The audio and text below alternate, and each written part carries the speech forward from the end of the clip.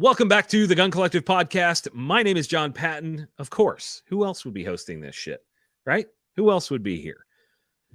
First, before we get to our guest, Cole Quarnberg, the legendary long-range expert. I'm setting him up real good for this. Legendary. We're going to get into some sponsors. blackoutcoffee.com/TGC and use our code TGC to get yourself a discount. If you check out our Tenacity blend, that's the TGC signature blend.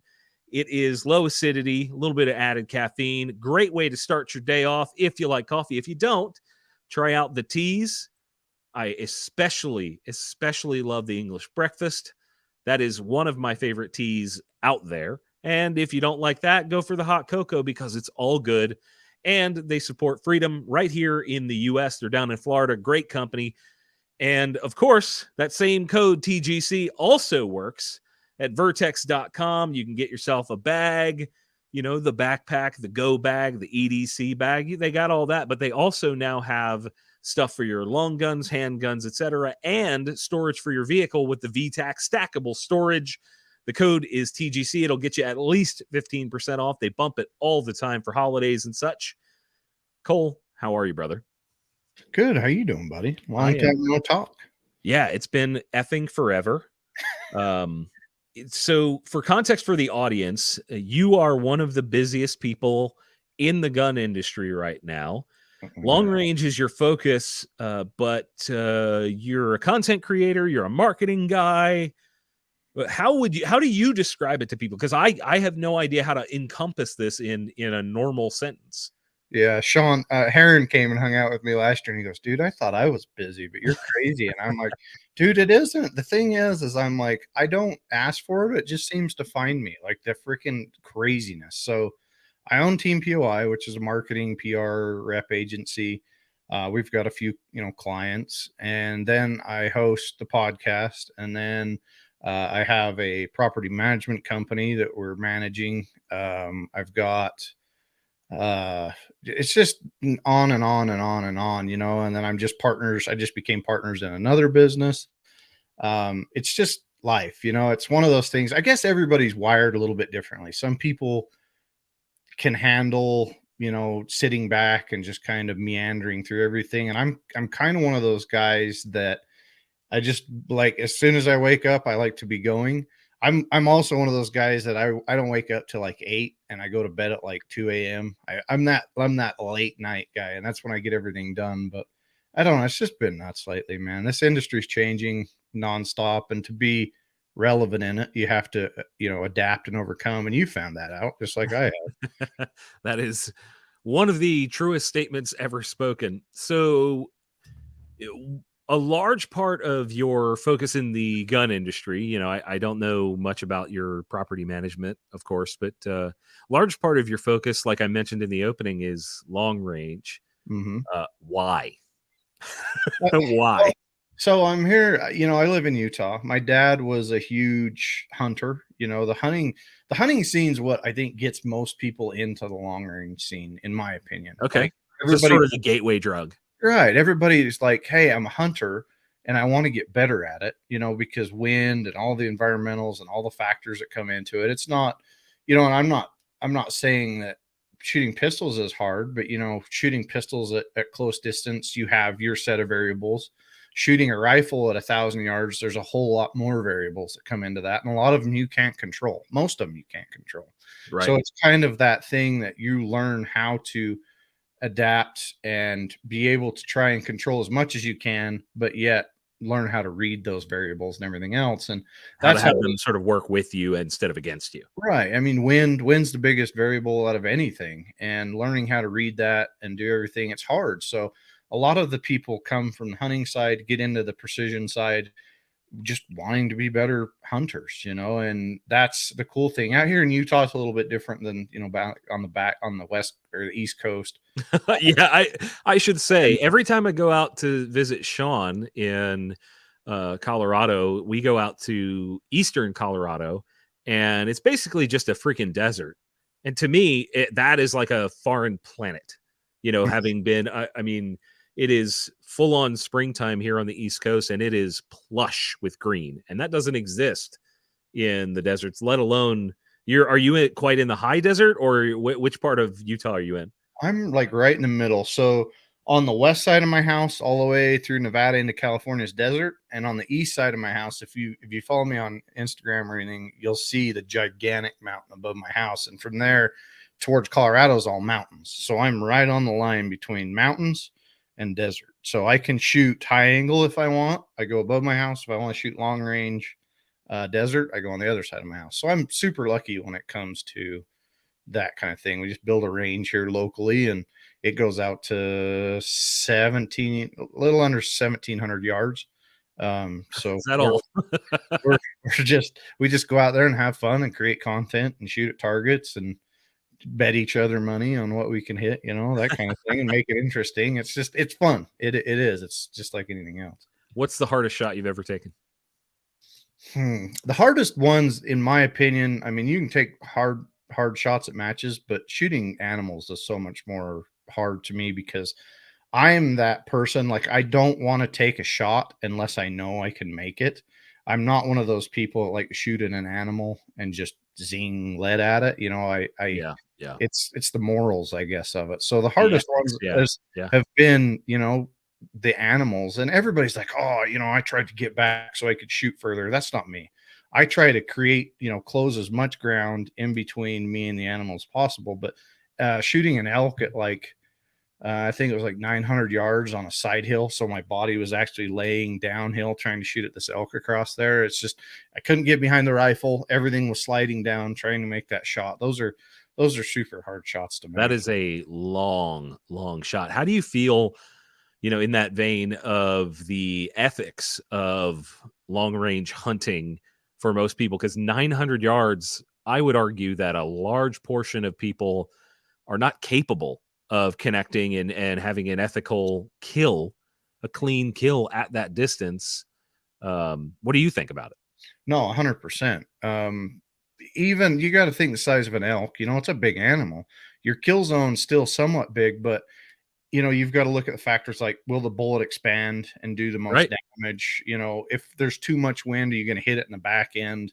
There's things like that. And I mean, that's probably, as a hunter, that's the sickest feeling you'll ever get, is if you hit an animal and it takes off and you're just like, oh, this ain't, it's just like everything drops if you're an ethical hunter. And especially if you're out on the back hills and you got to go chase that thing to have, to sort of put it out of its misery, so to speak. That's ridiculous. Yeah. We had that last year with a deer hunt. We tried to track the deer for 2 days. And I mean, they're just tough animals. I mean, it's amazing what they can overcome. But still, there's so many factors that go into that. It's like, is your bullet big enough? Does it have enough energy when it hits? Does it have enough velocity to do what it's supposed to do when it shoots that far? And, a lot of people they shoot calibers that aren't designed to necessarily shoot that far. With the new design of calibers, in the 30 cal, 7 cals, the big stuff, they've got a lot more energy at that range. So it isn't as big a deal, but there's still a lot of guys shooting 6.5s and stuff, which is fine, but it doesn't have necessarily the energy. And you've got to understand, and I preach that on my podcast all the time, like, understand velocity and energy at ranges so that if you need to get closer or if you're good enough to make that shot. And a lot of that stuff just comes down to simple math, but bullets do not expand. They don't work under a certain velocity, and you've got to understand what that velocity is. So and that's going to be different for every bullet out there. I remember when I was doing some marketing work with Lehigh Defense, we shot a 300 Blackout subsonic expanding bullet. They have a 194 grain into gel at, it was like 400-ish yards, somewhere in there. And that was a difficult shot to get it to expand. And even then it was pushing the limits ballistically of what that was capable of. So you talked about this 900-yard shot. I'm sure you've got a good in-depth talk about it on Long Range Tactics, your podcast. What gun did you use? What round and rifle were you using at that point? That one was what was I hunting? I was HS Precision sent it to me for a hunt, thing drilled. I believe it was a 300 Win Mag. Okay. 300 Win Mag. That was before the PRC. Everybody has to have the new Hornet E7 PRC, 300 PRC. They've done a good job marketing that. But when I hunt elk, I want the biggest cartridge that I can shoot with the least amount of recoil, if that makes sense. And that Yes, it depends on does. brake and suppressor. Everything I hunt now is suppressed because I like my eardrums. After my days in the military and hunting and shooting and everything else, I don't have eardrums anymore. So what little I have left, I like to suppress it. So, but yeah, when I hunt elk, I go with bigger calibers. If I hunt deer, I decide, where I want to be, whether it's 28 Nosler, maybe a little bit smaller in the 6.5 Creed. Depending on animals, I decide what I'm going to hunt a lot of the times. Do you actually have a 28 Nosler? I didn't think anybody had those. Mm-hmm. Oh, yeah, I got one. I see Nosler releasing these cartridges, and all I can think is, who the hell is buying this? Turns out it's Cole. Freaking dude, that cartridge is a laser beam, and I love Nosler. They're good friends of mine, but man, the problem is the ammo they push out and everything else. It's just hasn't been up to par like the Hornady. Hornady's done a phenomenal job with that stuff. Right.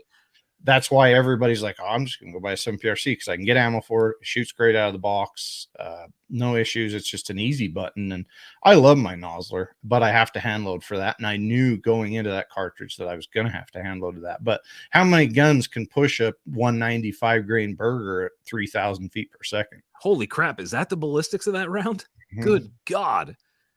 That's with a 195. So if you go lighter, you're going to go even faster. What's the lighter end of that cartridge? I don't know what the actual diameter is. Like a 270? No, so 270 is actual diameter. You're thinking weight. So weight would be like a 180, 170 class. Right. No, that's what I'm saying. Like for the diameter of the bullet, how light or heavy is it getting? I didn't know like sort of what that wheelhouse was. Yeah, so it'd be a .284, which is 7mm, and the lightest would be 170, 180. Most people nowadays are trying to push heavier bullets with higher BC. Yeah. So they have more energy, they buck wind better. So everybody's trying to get super heavy for caliber, and then they have to change twist rates, and I mean that's a whole nother discussion. So I actually got to try the 300 PRC. What's today?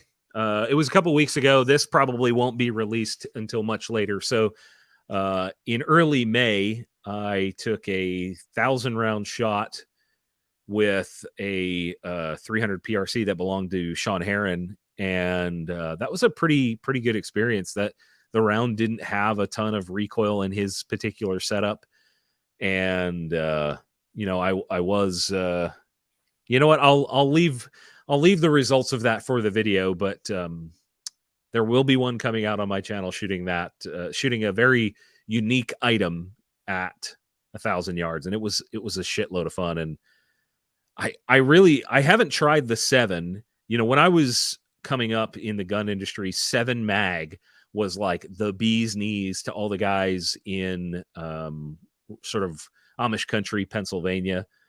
That and like a 220 Swift and all this other nonsense that I had never heard of at that point. But here on the East Coast, the shots that you're taking are not what I would call long range. A 300-yard shot on the East Coast while you're hunting is kind of a long shot. When you're out in your area, what's like an average kill shot, range for, say, an elk or some sort of antelope or whatever other game is in your area? What's like the average distance you're shooting at? 300 to 600 yards, probably. I mean, in a lot of cases, you can't get that close to make a really good shot, so you're right.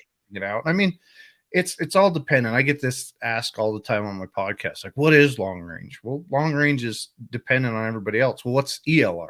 Extended long range. Well, that's dependent too. To me, ELR is 15 to 1,700 yards or more. That's ELR to me, but to some people it might be 900 yards or more. Yeah, see, I would immediately respond with anything past 1,000.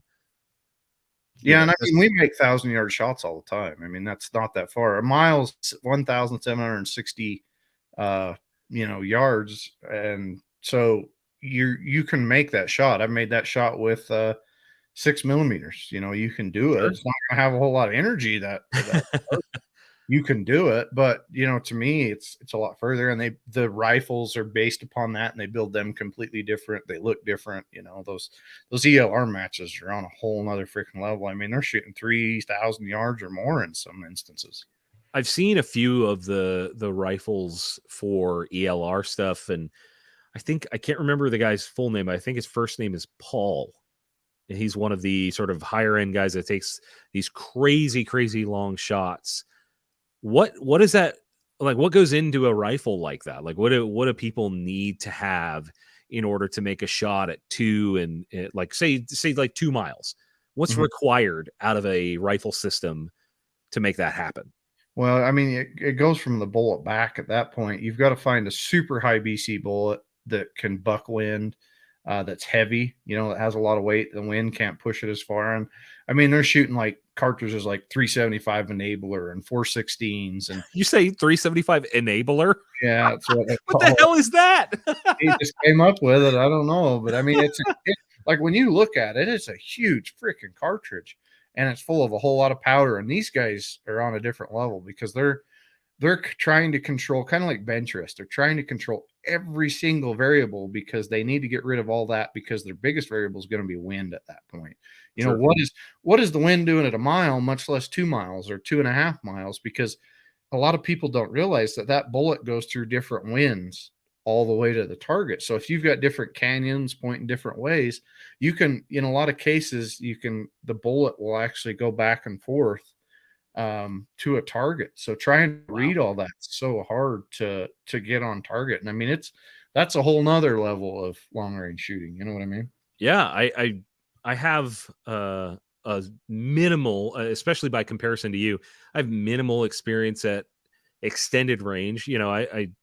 I was fairly confident at 1,000, but beyond that, it's rare to find a place to be able to do that. A buddy of mine and I, guy named Ben DeRoner, who actually works for Lancer Systems. He's been in a bunch of my videos and helped me get the fundamentals of sort of precision shooting, as it were. And he had talked to me about he and I competing in King of the 2 Mile. And the challenge here on the East Coast is that there's nowhere to practice. You got to drive 3 to 4 hours to find a place to shoot at a mile, and then let alone shooting at 2. It's just not a thing that's easy here unless you go up to Maine or something, something like that. But having those extended range shots is just not a very, very common occurrence. When it comes to guns, I know you've probably got a mountain of them, but what is your go-to right now? I don't know. It changes all the time. I just built, a 6 Creed and a Falcor build. Oh, you're okay. I haven't actually seen one of those in person. How is that the action? It's right there. They're awesome. I love the action. They feel great. The chassis badass. I mean, it's just a cool setup. I've got to get it dialed in a little bit more. Hornady just sent me some ammo to see if we can push the easy button and shoot it without having to hand load, because hand loading components, that's a whole nother story. But Yeah. my favorite right now is probably actually my 6 GT. It was one of the easiest cartridges that I've ever hand loaded. I tried 2 loads. The second load was just like, I couldn't beat it. And it's ever since the day I loaded, it's just been spot on perfect. So then I can't make the excuse it was me or the gun, because it's 100% me when they shoot that good. So when you say it's unbeatable, it's fantastic, what are your standards for that? I mean, if you're 5 shots at under, or like around a quarter minute or a quarter inch at 100, that to me, that's and it's my biggest thing is I see people shoot a lot and it shoots really small, and then you get a couple flyers and stuff, and there's something wrong, right?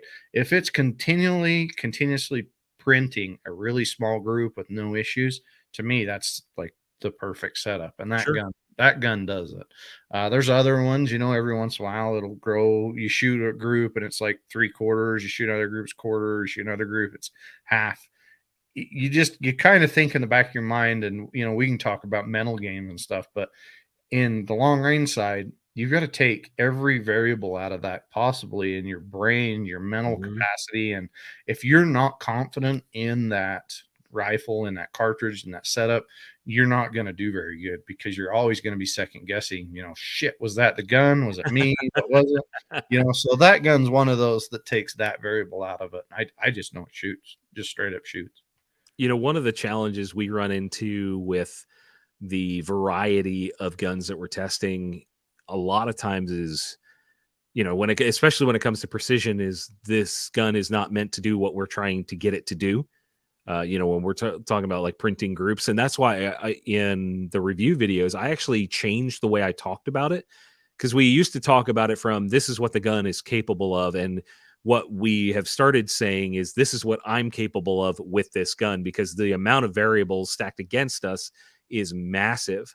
I've got guns that are capable of some very, very tight groups, but I don't necessarily have the time to dial them in. And when we were doing more sort of precision rifle stuff, one of the biggest issues, the biggest challenges we had, besides, me, my abilities and the wind and things like that, was the ability to deal with heat, because here where on our range, we could be, trying to, shoot groups for 3 rifles in a single day, and the barrels just build up immense amounts of heat.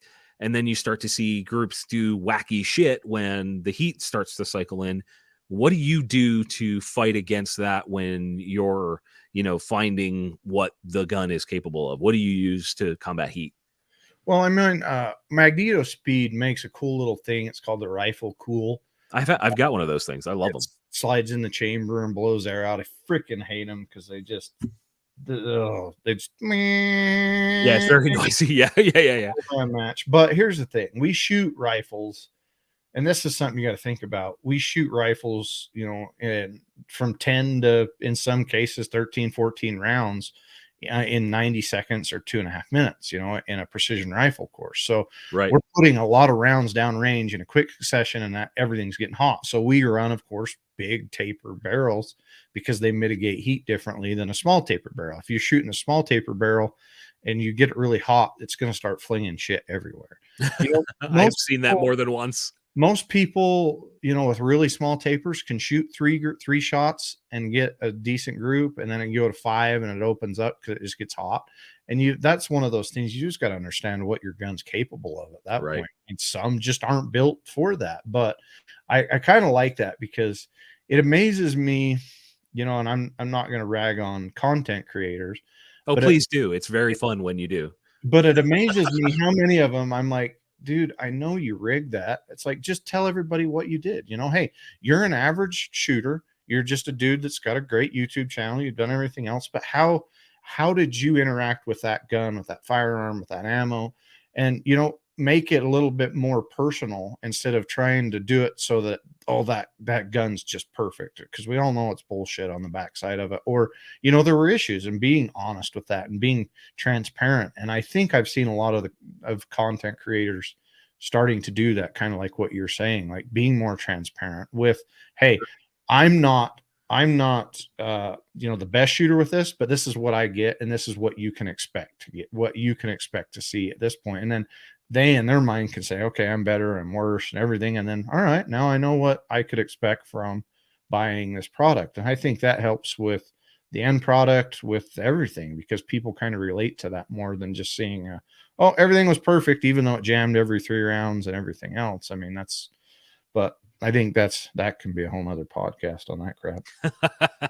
I think it's kind of fascinating seeing the way certain people handle that sort of stuff, because I think it's an embarrassment thing. They don't want to look less than perfect, and they see maybe the groups opening up or something like that, or a jam or something, and they feel that it is a reflection of themselves and their own failure, as opposed to the failure there of the firearm or the ammo or whatever combination of that is. I think people take it personally when something doesn't go right, and they tend to hold back or hide some of that negativity because they don't want to be seen as negative about the gun. And I mean, the mentality of a content creator in itself, I mean, I could literally speak for days because I've been doing it for 10 plus years. I've been through all of these phases that I talk about. And I think one of the most challenging things is to get to a point where you don't care and, and you can be open and honest about all of those things. I think that's very difficult. What do you think? Yeah, I couldn't agree more. I mean, it is hard because in one sense you're getting, you know, whether you're getting paid to review it or whatever else, you've got to make the product look good. But at the same time, it's your job to give feedback to the company, like what issues were had. You know, and the way I look at it and the way I tell people is I've shot for a long time. I was in the military. I've learned a lot of stuff, but I don't know. I don't know everything. I don't. Sure. That's why I started the long range tactics setup, because what I've learned, hopefully that I can help other people learn not to make my mistakes, but also give them a boost so that they can start their training in a little bit different place than I started in life.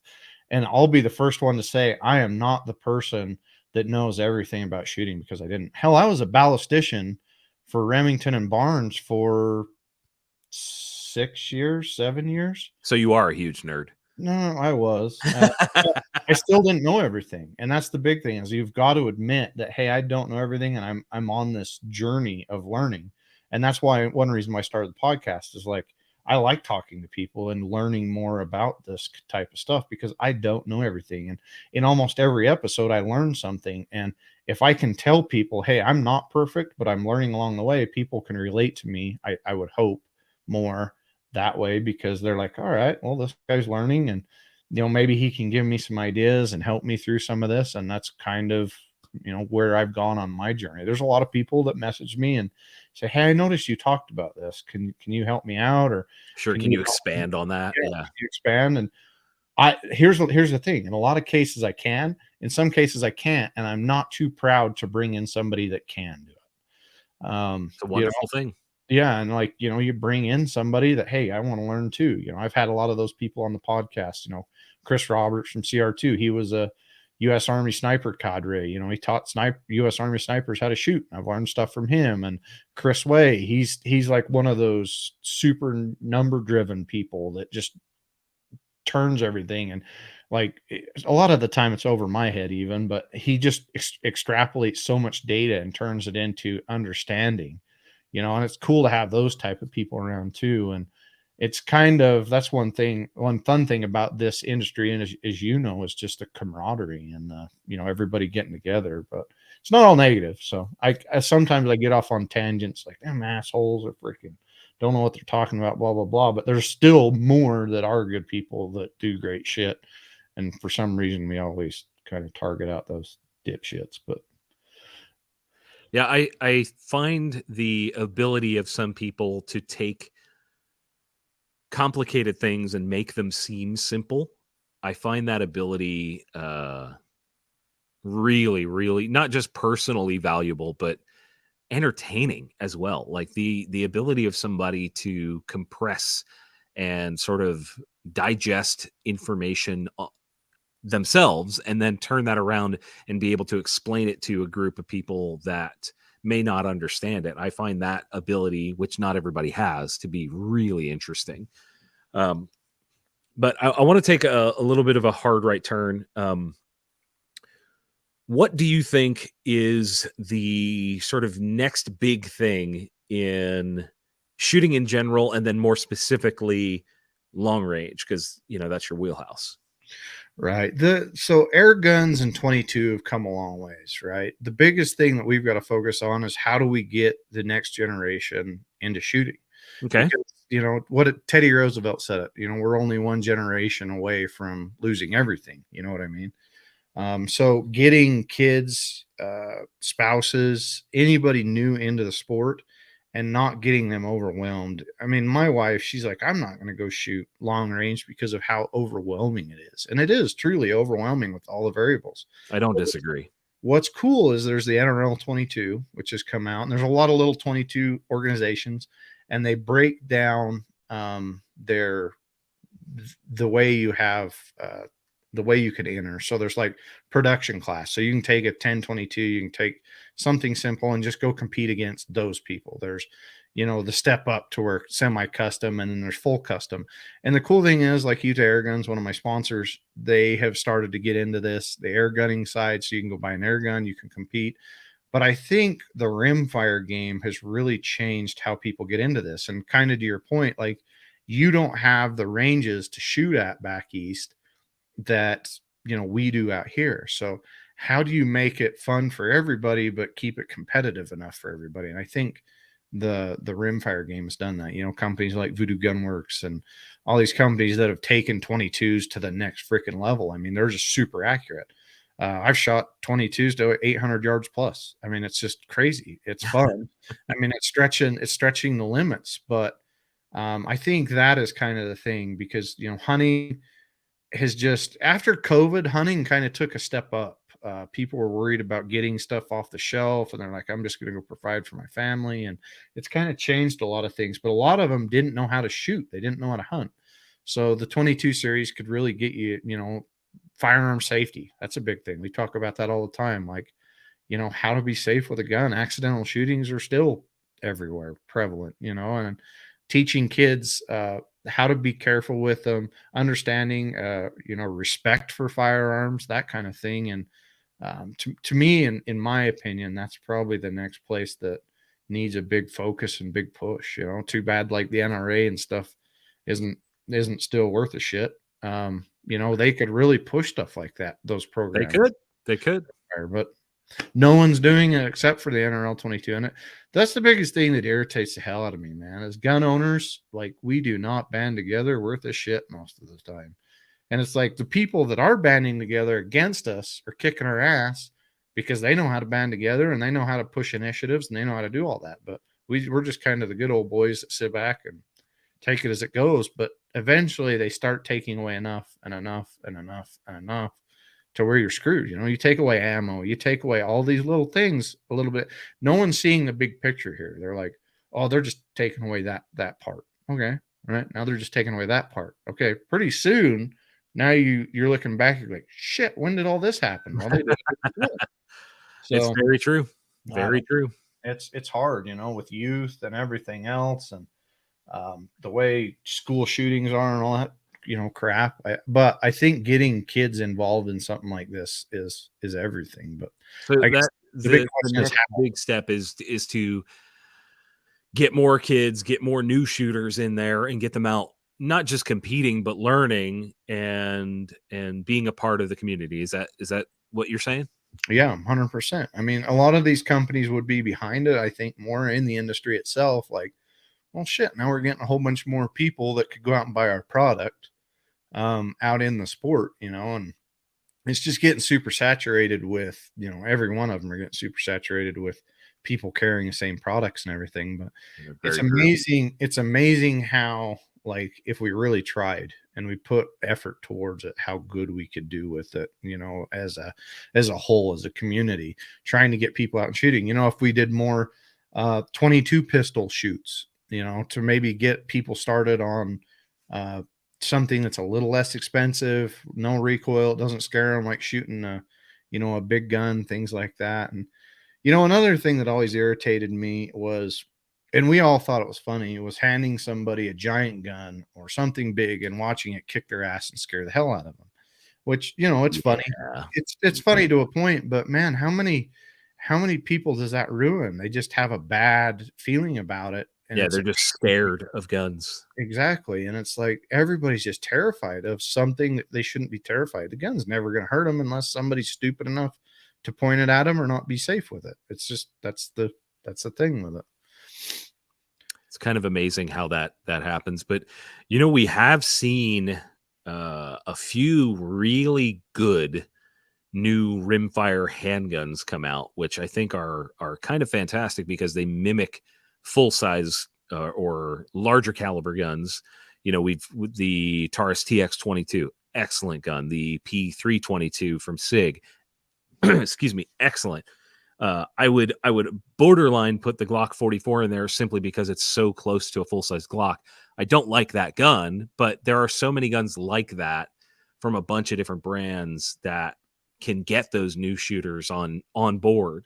And for lack of a better way of putting it, indoctrinate them into our culture and the culture of freedom, and then what all comes with that. It's kind of rad.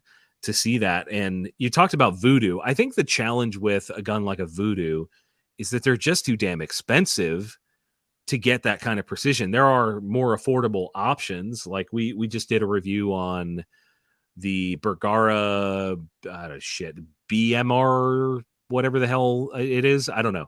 The 14 But, or whatever. BMR it's 14. it's smaller. It's like slightly different than the B14. The B14 is closer to like a precision trainer. Is that's my understanding. But either way, there are things that are a little bit more affordable, and then you can get even cheaper. And I think the rimfire stuff is just getting more understood. And then we've got the use of suppressors, like what you mentioned. That has become a game changer for those that are willing to sit through that wait time. Do you have a particular brand of suppressor? I doubt it, but do you have a particular brand that you gravitate towards? I've probably got between 20 and 30 suppressors now. I really like the Silencer Co. stuff. They're a local Utah company here. KGM made a really badass 22 can. Who else builds? Silencer Central. They're one of our sponsors. They build sweet little 22 can. They've got a deal going on. If you buy a big can, you get a 22 can for free, which is pretty. See, neat. that's the way to do it. Because 22 cans are a gateway drug. Yeah, the shitty thing is the damn tax stamps cost more than the freaking suppressor in a lot of sense. That's very true. But if you shoot subsonic match ammo with a suppressor, dude, you can't hear it. It's quieter than my air gun. Yeah, you hear the mechanism inside the gun, and that's it. Yeah, I've got a bunch of 22s now, and I fit a few of them for my kids so that they can just go pick them up and they can go shoot. And they've all done their hunter's education, so I know that they've got the the knowledge down, and we still work with them. And it's amazing how they after that they can still catch me with dumb stuff because you just get complacent, But good. It's good. But the cool thing, and I've been preaching this a lot lately, is Justin's my boy at Utah Air Guns here. He's probably one of the bigger dealers in the country. Yeah, and for sure. He built me an FX M3. It's a 25 cal, which is badass. I'm shooting 25 cal pellets at just under 1,000 feet per second. They're freaking sweet to shoot birds and stuff. But everybody's like, "Oh, air guns are so expensive." But if you break it down, so the M3 is like $2,200. You put an optic on there, and then you get the air tank. So you're $3,600, something like that. Wow, that's a lot of cash. But here's the thing: after I did the initial investment, the pellets for 250 of them are $28. I see. So if you're shooting rimfire, the ammo maintains how expensive it is. And then you're consistently paying more. So over time, I've invested in this FX that actually shoots better. Like it's if you know what standard deviations, it's like an SD of like 2 or 3. Oh my gosh, really? Between every shot, it doesn't fluctuate hardly at all. So they're super accurate. I mean, I shit you not, at 50 yards, I can make one hole with that. Is that because it's not affected by with rimfire stuff, you've got the issue of different coatings on the projectiles, and then you've got atmospherics and temperature changes that can affect the powder and blah, blah, blah, blah, blah, blah, blah.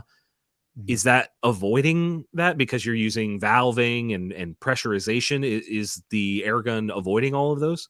Yeah. Because I mean, you don't have a primer, which they all ignite a little bit differently. You don't have powder. If you've ever started a fire, they don't all start the same way. So you've got variables and all that. With an air gun, it's just pressure every time. I fill it up with my dive tank to a certain pressure, and every time I cock it, it only loads that much pressure in there, and I shoot, and they're super accurate. And when people come over and they're like, "Hey, I want to shoot," all right, I pull out the air gun because it's so much cheaper to shoot in the long run. Because if you look, if you really get into 22 shooting, you've got to buy a case of ammo, and a case of ammo, a couple thousand rounds, you're a few hundred, you're probably $500-600, whatever it is.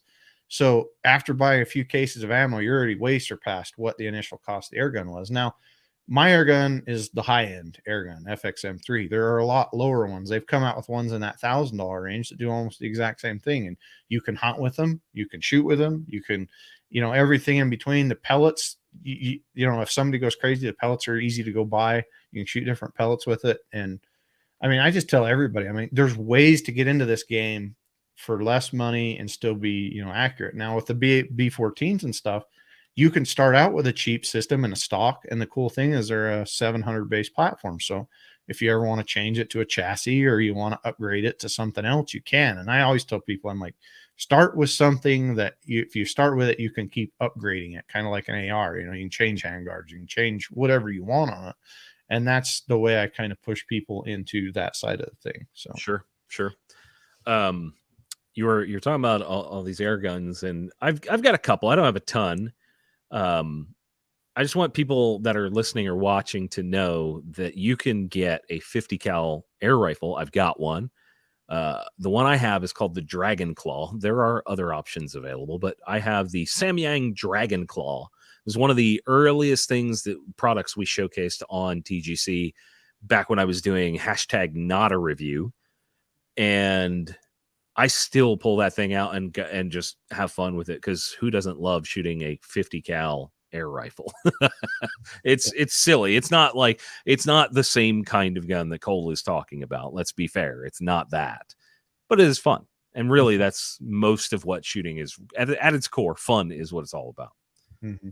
Yeah. Our buddy, Sean Heron, he came and saw me last year.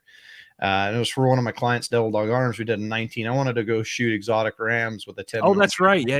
I remember that. The cool thing is on that hunt, Justin joined us and we shot a couple of rams with a 45 cal air rifle. Dude, it just freaking laid them out. What's I couldn't believe that you're getting a 45 cal going. What's that? What's the velocity you're getting out of those? I don't know what it was. Okay. I have no idea what the heck they tuned that thing to, but man, it hit those exotics and it just flipped them over. Like I've got video somewhere of it just like dropping them like a freaking pile of bricks. It was crazy. All right.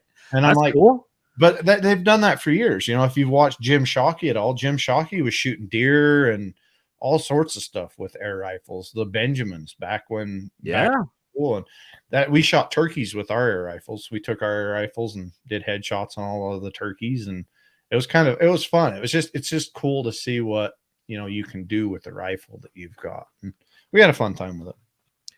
I think there's this weird delineation in gun culture that because it's not using an explosion to fire the round, there seems to be this sort of standoffishness that people have towards air rifles. And I've been fortunate enough to not have that in my life. Like I grew up with a pump air rifle, but the ones we're talking about now are way, way different.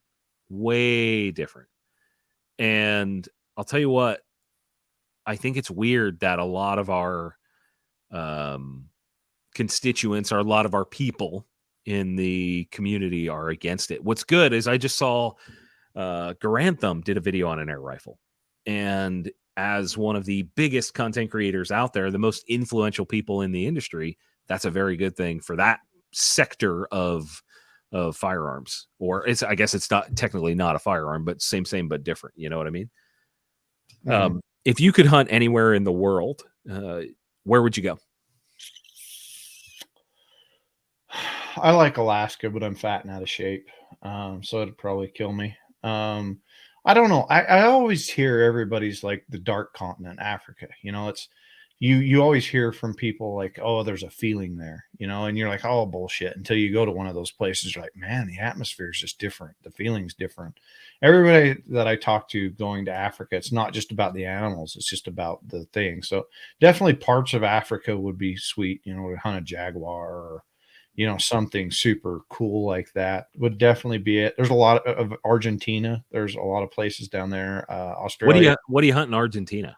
Red stag. Red stag. Okay. Like dove. There's a lot of migratory birds down there. Sure. Deer, elk species. Yeah, there's a lot of cool stuff. I mean, Alaska's always badass, but you got to be in a different type of shape for Alaska. I mean, that's you know, a lot of these guys hunt Kazakhstan, you know, for Marco Polos and ibex and that crazy crap. And I don't know. I'm that type of dude that likes to relax and go hunt and come back and, you know, just kind of take it easy. I'm not one of those go hard, super crazy dude that loves, sleeping in a tent, -20 BS. I'm like, that's not me. But I don't know. There's so many cool opportunities to hunt now. And it's kind of like this place that I and Sean hunted, and Tracy Lee hunted last year. It's just a little ranch here in Utah. They've got exotic sheep, turkeys, a bunch of stuff. And there's a lot of these popping up everywhere because you can get kids excited, and involved in hunting. And I've taken my little boy out. If you're watching live, you can see these rams behind me. These two were actually shot out there. This one was shot in a different place. But man, the opportunities to get out there and hunt and get in the outdoors with your kids, there's so many options. And everybody thinks, oh, you've got to spend a whole lot of money to do it. But there's a lot of options that you don't have to. I'm trying to go gator hunting next month. Okay. Triple M Outfitters in Florida, they've got a good setup, and there's so many opportunities to hunt. I guess you just got to decide what's important in life. But I think going back to the 22 and stuff is getting your kids interested in it enough to then make the step into hunting or whatever other realm it is. You know what I mean? I don't have my own kids, but my brother and sister-in-law had twins, and they're still very young. But all I can think about is I get excited about the prospect of showing them the fun of shooting. And my brother thankfully is not against doing that sort of stuff or hunting, and he's not against any of that. So it's cool to like have that as a possibility to be a part of showing the future of this country, what's possible, and what kind of fun you can have, not just shooting, but also hunting and providing for yourself and all that sort of stuff. It's really interesting, man. Yeah. I want to hit on that real quick. Like, yeah, please. So my dad was a huge hunter, and when I came around, he kind of had gotten out of it and he wasn't as big. And the biggest, what's the word I'm looking for? The biggest effect that someone had on me was my best friend's dad. He was a big shooter, loved to shoot, everything else.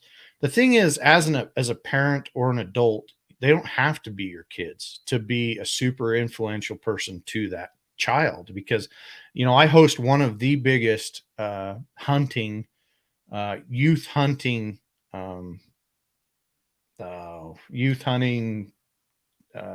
like championship thing, probably in the country, maybe in the world. We have over 500 kids every year attend Holy this. crap. And That's awesome. It's a youth hunting. It's a day event. They all come that night. We give away a lot of cool stuff. We get them involved. But I have a lot of parents reach out to me and they're like, hey, we don't hunt, but we want our kids to figure out if it's what they like. We want them. So you can be an influential person to people around you. Be a mentor, be a coach, that kind of thing. Ask people, like, if they're starting to ask questions. It's amazing how we can be better stewards for this, not just with our kids, but with everybody else. And my best friend's dad, he's the reason why I'm here with all the guns that I have now, and sadly he's gone now, but that affected me more than my own parents did at shooting and hunting anyway. So Sure. Yeah. I mean, I'm sort of a product of that, in that I didn't grow up hunting. My dad and my brother, they hunted and kind of stopped before I was of age, and I never really showed any interest in it. I didn't kill an animal with a center fire rifle until I was in my 30s. It's actually on video. I killed a nil guy with a 300 Win Mag from Falcor. Actually, we mentioned them earlier, down in Texas, and that was the first. I had no idea. I was such a noob, but now I have this totally different appreciation for it, and I cannot imagine how different I would be as a person had I had the opportunity when I was younger. I'd hunted shotguns and stuff. I love upland bird hunting. I love it. But, I think showing kids that they can provide for themselves and sort of empowering them is so freaking important. How does that fit into raising your kids? You don't have to talk about the specifics if you don't want to, but I'm very curious how you sort of wrap that into normal parenting in 2023. Well, I mean, my kids are spoiled. My little boy got a lot of cool stuff. The thing is my little boy isn't into it as much as I am. He is a fishing phenom. He like the kid learned how to tie his own flies. I don't know how to tie flies. He learned how to tie his own flies.